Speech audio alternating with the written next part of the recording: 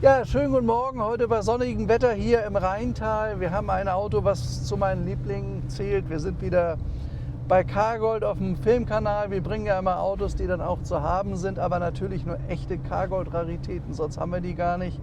Und das habe ich hier, ein Mercedes 6,3 Liter. Er ist gebaut worden von Ende 1967 bis 1972.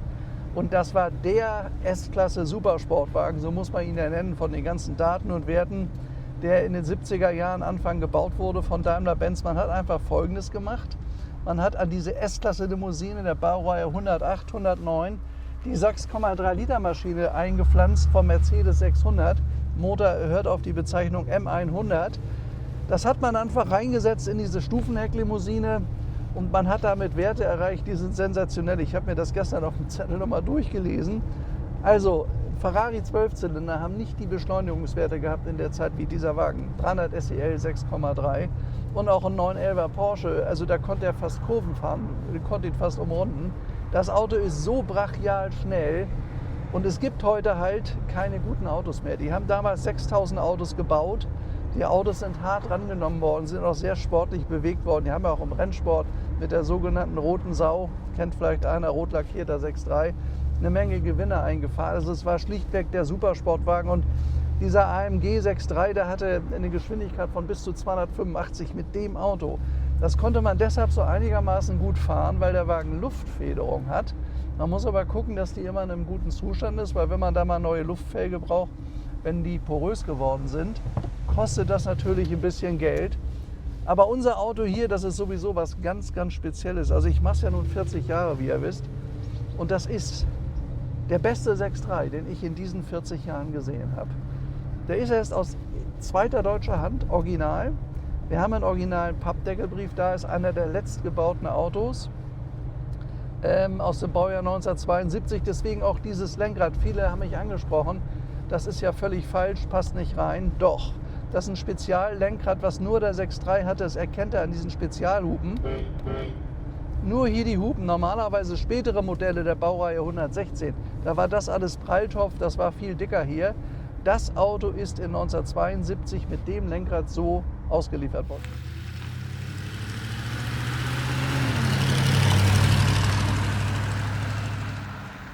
Ja, von unserem 6,3 Liter sind 6.200, 6.300 Autos überhaupt nur gebaut worden, viele ins Ausland. Die Besonderheit an dem Wagen ist, er hat eine Klimaanlage. Es ist ja ein deutsches Auto aus zweiter Hand. An dem Wagen hier funktioniert wirklich auch sowas.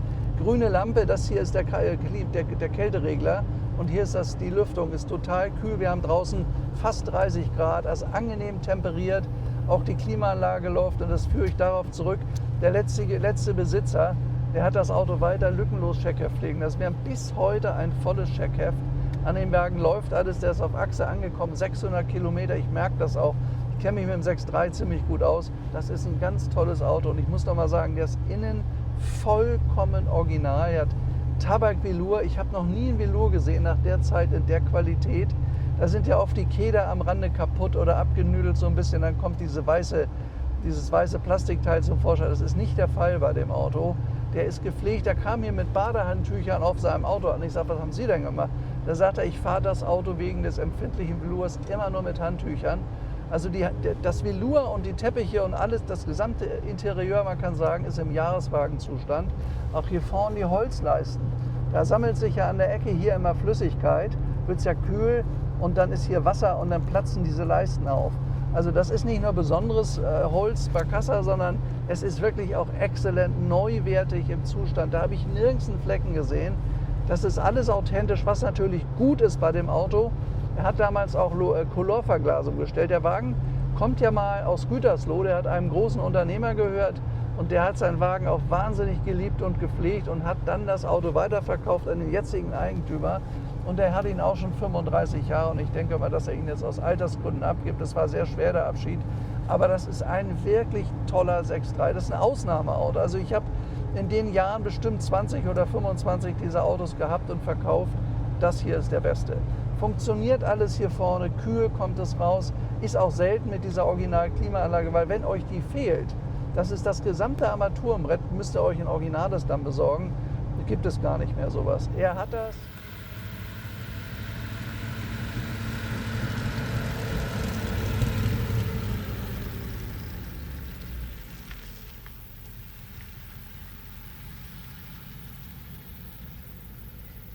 Also 6,5 Sekunden von 0 bis 100 hat damals für fast alle Supersportwagen, das war ein Genickschuss. Und das in so einer Limousine aus Sindelfingen, aus Stuttgart. Ja, und es gibt wenig gute. Es gibt zwar überall welche im Angebot, aber die sind dann oft so verschlimmbessert. Da stimmt vieles nicht mehr dran. Und viele Leute wissen auch gar nicht mehr, wie es original gehört. Also wer sich den Film hier anguckt, der hat eine Vorlage für eine Restaurierung und der weiß auch, wie so ein Wagen original mal ausgeliefert wurde. Der Wagen hat teilweise noch Erstlack und da kommen wir jetzt auch zu einer Spezialität. Der Wagen ist ausgeliefert in Möwengrau Metallic, heißt das. Das ist eine Mischung aus Braun und Anthrazit-Metallic. Eine ganz seltene, wunderschöne Superfarbe, die dem Wagen extrem steht, die ganz, ganz selten ist. Er hat auch beispielsweise, wir werden aber gefragt, was sollen wir denn unsere Pagode lackieren? Möwengrau ist die schönste Farbe. Sieht man aber kaum. Die Leute lackieren immer nur Rot, Silber oder Schwarz, aber das ist natürlich, oder Weiß. Aber da gibt es noch ganz andere Möglichkeiten, so wie hier das Möwengrau und der ist so ausgeliefert. Ja, er hat hier vorne Mittelarmlehne, schaut euch mal an, auch hier die Stützen für die Arme, die sind neuwertig. Da ist nichts abgenutzt. Das ist wie so ein Bundesbahn erste Klasse Abteil 1971, so kommt mir das Auto hier vor. Wer das von euch noch kennt, der weiß ja, was das für ein hochwertiges Velour war. Das war damals eine Qualität, die hat Jahrzehnte überdauert und unser Auto ist ein 72er Auto, der ist jetzt ja über 50 Jahre alt. Man muss sich mal überlegen, dann auch der Zustand. Hier übrigens zweite Gang bis 100, dritte bis 140. Der Wagen ist auch danach bis 200 so hoch marschiert, er hat ein irres Drehmoment von 500 Newtonmeter verteilt auf 4 Gänge. Also er geht ganz brutal los und der war damals den anderen S-Klassen völlig überlegen. War aber auch teuer, also der hat damals 40.000 Mark gekostet. Dafür hat man 4 Mercedes 200 bekommen.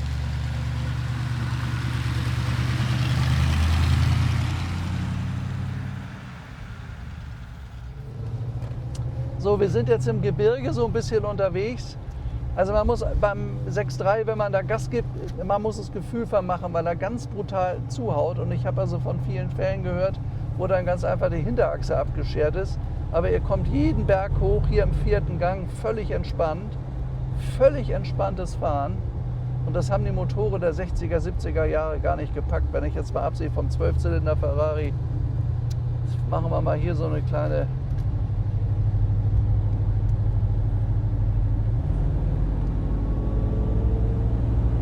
Also berghoch merkt man überhaupt nicht bei dem Auto.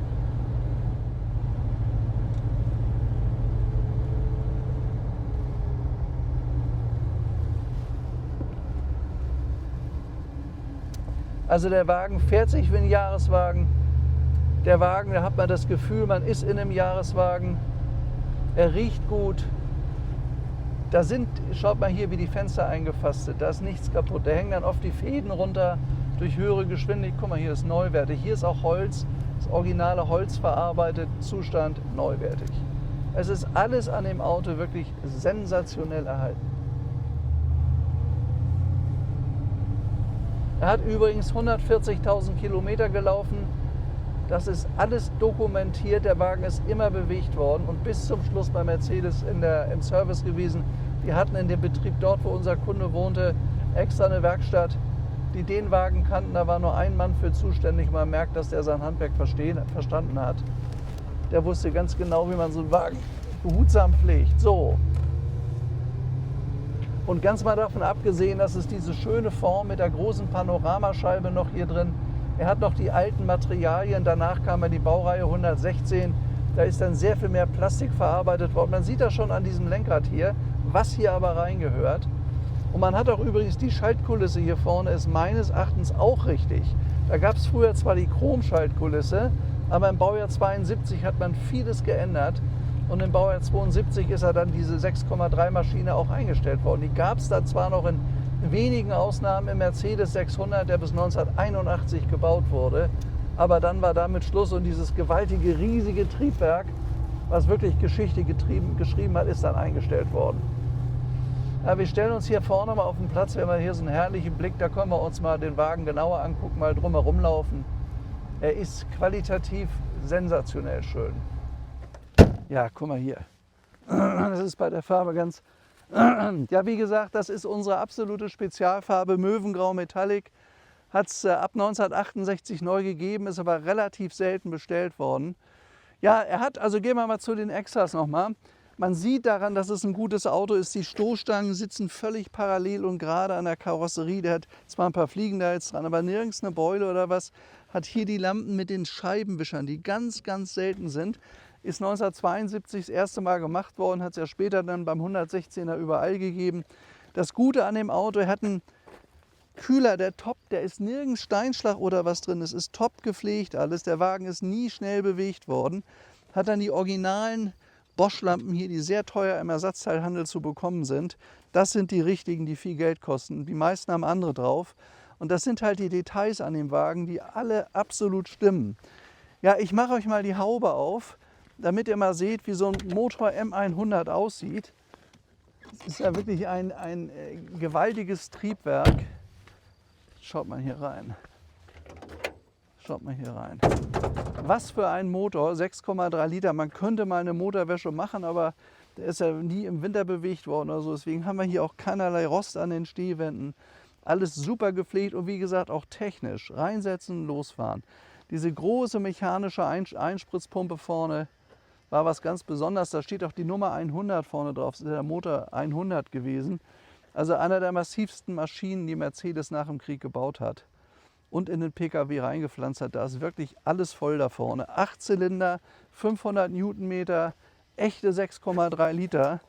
Ja, und das ist die Baureihe 109, 109. Das ist einer der letzt produzierten Autos, ein deutsches Auto, Pappdeckelbrief, in diesem wahnsinnig schönen Zustand.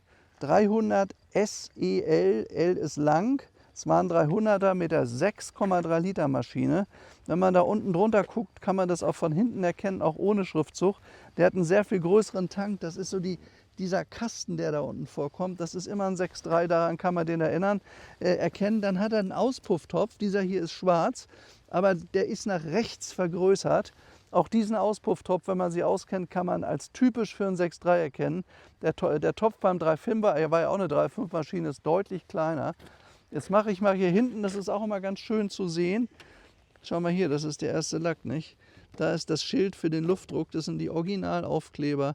So sieht ein wirklich gutes Auto aus. Der war auch in der Farbe. Ja, und jetzt mache ich mal hier Kofferraum.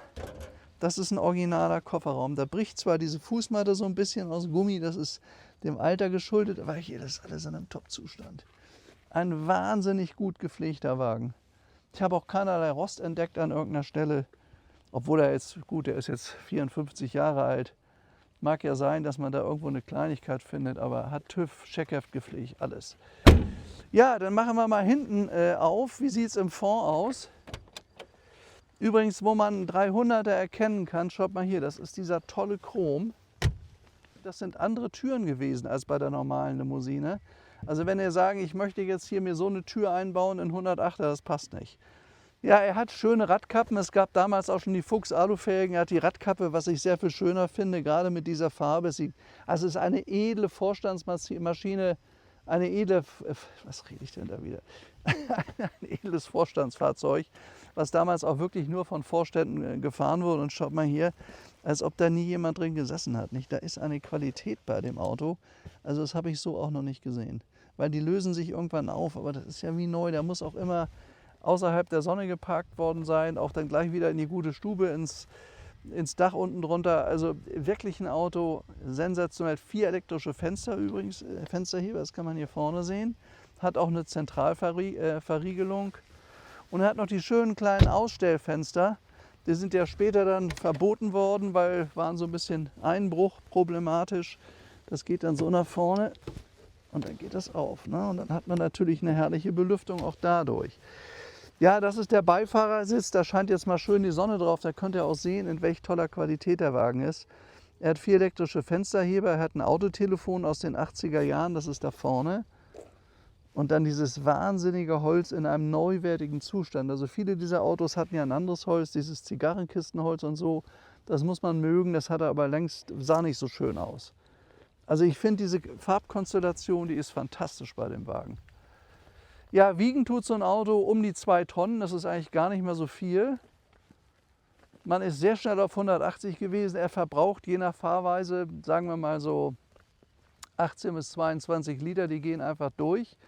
hat einen 120 Liter Tank. Also man kann immer 500 Kilometer weit fahren mit so einem Auto. Und man sieht halt hier auch an den Flächen, wenn Paul da mal so lang filmt, was das ein guter Wagen ist. Keine Dellen oder Wellen oder riesig Spachtel oder so hat das Auto alles nicht. Und die perfekte Geschichte dazu. Hier, guck mal hier.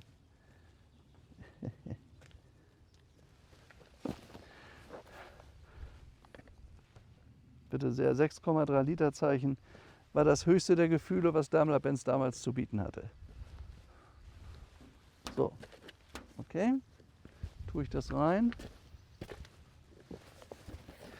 Ja, dann haben wir hier diese absolut dicke Akte zu dem Auto. Guckt euch das mal an. Alle Rechnungen drin, alles, was man gemacht hat. Und hier ist ein Wartungsheft, was ich so noch nicht gesehen habe. Also was dermaßen lange geführt wurde, gab es nur für die Baureihe 109, für einen 3.5er mit 200 PS und für ihn mit 250 PS. Dann schaut hier mal rein, nicht? Also es ist wirklich absolut vollständig. Es ist von vorne bis hinten geführt. Alles gemacht hier 1990, 1994. Dann haben wir hier vorne, ist alles abgestempelt. Also ich habe noch nie bei einem 6.3 ein vollständiges Checkheft gesehen. Und zwar das Interessante ist, der Wagen ist ja nicht voll restauriert. Der ist ja weitgehend original. Hier und da eine Kleinigkeit beilackiert. Dann haben wir hier eine Kopie vom Kfz-Brief. Pappdeckelbrief aus der Zeit, könnt ihr hier sehen. Deutscher Kfz-Brief. So, dann mal gucken, was hier. Also hier ist wirklich, also hier ist sogar noch die Anzeige, wie er sich das seinerzeit gekauft hat. Das ist die Anzeige, 100.000 nie abgemeldet, nur von einer Hand 100.000 gefahren. Technisch und allgemein exzellent guter Zustand. Und das Tolle ist, dass der Besitzer genauso gut war auf sein Auto, wie ein Augapfel. Also man hat drauf geachtet. Egal, durcheinander. Also auf jeden Fall auf alles geachtet. Übrigens auch die Datenkarten sind hier dabei. Schaut mal hier, also sorgsamst gepflegt, abgeheftet, dokumentiert. Ja, wirklich gut. Ja, das brauchen wir jetzt nicht alles durchlesen, das würde euch langweilen, aber ich kann euch nur sagen, selten ist so ein Wagen so dokumentiert worden. Und ich muss sagen, das ist in meiner Karriere oder Laufzeit warte mal, ich muss hier das reintun. Okay, jetzt muss man Stopp machen kurz hier. Ich muss das da rein tun, sonst fällt mir das aus der Hand. Also das ist in meinen 40 Jahren mittlerweile, die ich mit Oldtimern und Sportwagen mein Geschäft betreibe, der schönste 6.3, den ich hatte. Und ich hoffe nur, dass der in die richtige Hand kommt. Weil sowas gibt es nicht wieder. Also ich weiß gar nicht, wo ich sowas noch mal gesehen habe in der Qualität. Die haben alle irgendwas, die Luftfederung ist tipptopp. Die hat er übrigens auch machen lassen. Also der hat auch nicht 1 Euro gespart, er hat alles machen lassen an seinem Auto. Und das merkt man, wenn man ihn fährt.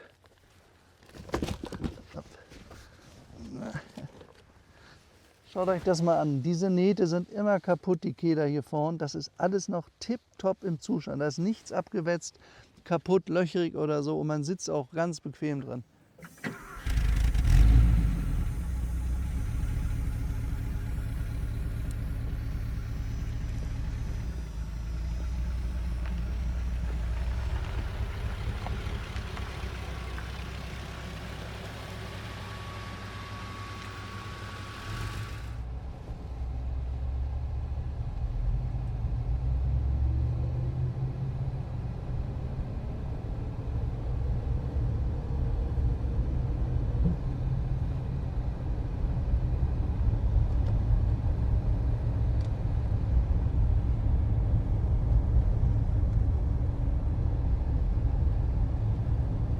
Ja, das ist zwar ein schneller Wagen, der 220 Stundenkilometer Spitze läuft. Man kann mit so einem Auto aber auch langsam fahren und absolut genießen, wo man unterwegs ist, wenn so ein Wagen so schön authentisch und original ist. Das ist die Zeit der End-60er Jahre, die große Zeit der tollen Autos, die große Zeit auch von Freiheit, ich sage mal auch in Deutschland, auch in anderen Ländern. Das hat sich leider ein bisschen geändert. Prioritäten sind anders und wir hoffen ja, dass wir mit solchen Filmen auch das ein bisschen transportieren können. Also wir haben mitbekommen, dass viele junge Leute das toll finden. Und wir hoffen, dass wir mit so schönen Filmen euch das weiter transportieren und zeigen können und vielleicht neue Fans für diese alten Zeiten wieder finden. Und wenn wir ein bisschen Glück haben, streben auch einige Menschen wieder mehr nach echter Freiheit und nach Freude am Auto, überhaupt Freude am Leben. Ich denke, das fehlt unserer Zeit so ein bisschen. Ja, wenn ihr tolle Autos habt, also sowas wie diesen hier, bitte bietet uns den an. Das ist ein Auto für Car Gold Collection. Wir haben jetzt dann übrigens auch Swiss Car Gold in der Schweiz. Das beginnt jetzt im Laufe des August, sind unsere Hallen da fertig, direkt unterhalb unseres Büros. Das wird wunderschön, dann haben wir eine Riesenfläche und können hier letzten Endes 200 Fahrzeuge zeigen. Aber wirklich nur erste Qualität. Andere Sachen machen wir nicht. Eben Cargold-Qualität, und wenn ihr sowas habt, ruft uns an.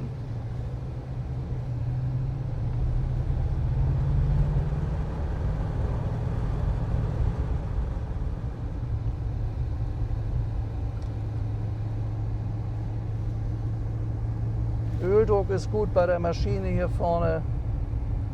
Hat wie gesagt diesen sehr großen Tank. Funktionieren auch sämtliche Instrumente und Anzeigen. Also ich habe selten einen so, guck mal, wo die Sonne da reinscheint. Was ein tolles Holz, nicht? Wie wunderschön dieses Holz in der Qualität ist. Gar nicht ausgeblichen, kaputt oder schlecht benutzt oder behandelt.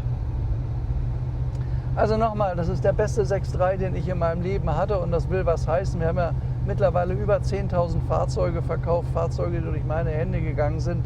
Durchweg wirklich gute Autos, danach schaue ich immer. Man muss ja seine Linie haben, und die werden wir auf jeden Fall beibehalten. Das ist ja auch in der Schweiz, also ich sage mal, die Schweizer Qualität ist ja dann wirklich bekannt. Die achten darauf, auf Qualität, auf gute Dinge, aber das hat dann auch seinen Preis, und das wird auch gerne bezahlt. Denn das bessere Auto ist immer der bessere Kauf. Mein alter Leitspruch, und das hat sich bei vielen Kunden bewahrheitet. Und wenn man dann vermeintlich versucht hat, günstig zu kaufen, und dann hat man immer wieder Dinge verschlimmbessert, hat am Ende dann doch kein gutes Auto bekommen, hat in ein durchschnittliches Auto noch mehr Geld reingesteckt. Also die richtige Entscheidung ist immer das bessere Auto. Und hier habt ihr so ein Paradebeispiel für ein absolutes Spitzenfahrzeug der Marke Daimler-Benz.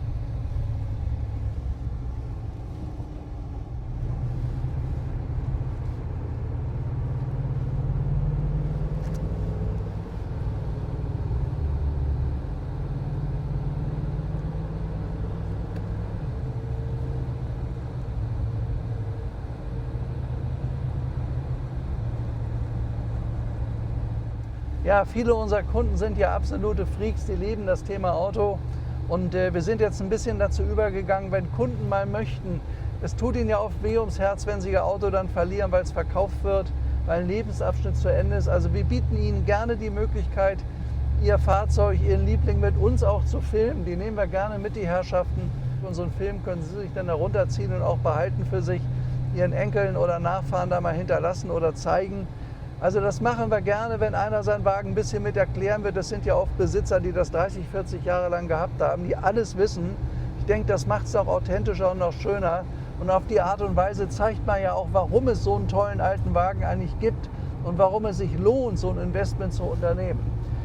Ja, das nochmal ganz kurz erwähnt. Ja, das war eigentlich so mein Schlusswort. Ich wünsche euch alles Gute. Es hat mir sehr viel Freude gemacht. Ich hoffe, euch auch hier mit diesem tollen 6.3 zu fahren. Einmaliges Fahrzeug. Ich wünsche euch alles Gute. Bis zu unserem nächsten Film. Euer Stefan, und ciao. Hier ist die Heizung an. Da war die Heizung an.